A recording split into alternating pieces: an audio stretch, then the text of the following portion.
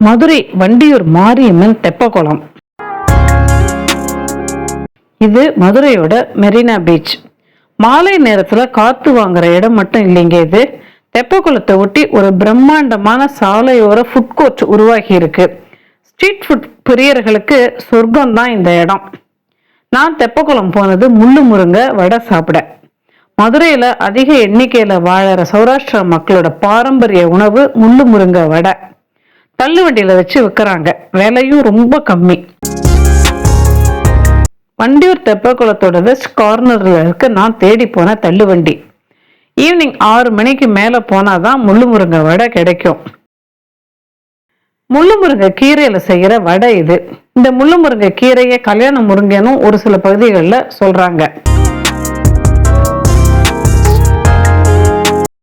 வண்டியை சுத்தி நல்ல கூட்டம். எல்லாம் முள்ளு முருங்கை வடை சாப்பிடதான். 10 ரூபாய்க்கு 3 வடை தராங்க. ஓரளவுக்கு பெரிய வடை தான்.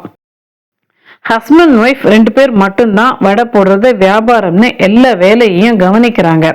அதுலயும் முள்ளு முருங்கை வடைக்கு டிமாண்ட் ஜாஸ்திங்கிறதுனால நான் வெயிட் பண்ணி தான் வாங்கினேன். கூட்டத்தோட கூட்டமா நின்று முள்ளு முருங்கை வடையை வாங்கினேன். பச்சை கலர்ல பார்க்க அழகா இருந்துச்சு. கூடவே பருப்பு பொடி தூவி கொடுக்கறாங்க. அந்த வடைக்கு சட்னி சாம்பார் இதெல்லாம் தேவையே கிடையாதுங்க. ஏன்னா வடையே அவ்வளோ டேஸ்டா இருந்துச்சு. பூரி மாதிரி உப்பி இருந்துச்சு. வடையை பிச்சா உள்ள வெறும் கூடாதான் இருக்கு. முள்ளு முருங்கை கீரையோட வாசனையும் டேஸ்டும் நல்ல இதமா இருந்துச்சு. இந்த முள்ளு முருங்கை கீரை வடை சளி இருமலுக்கு ரொம்ப நல்லதான். இது தவிர மிளகாய் பஜ்ஜி, மெதுவடை, பருப்பு வடை கூட விற்கிறாங்க. எல்லாமே விலை ரொம்ப ரொம்ப கம்மி.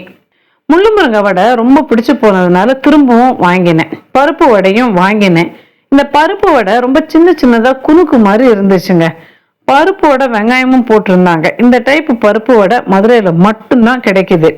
இளம் வயசுக்காரங்க பெரியவங்கன்னு எல்லாருமே முள்ளு முருங்கை வடையை விரும்பி சாப்பிட்றாங்க.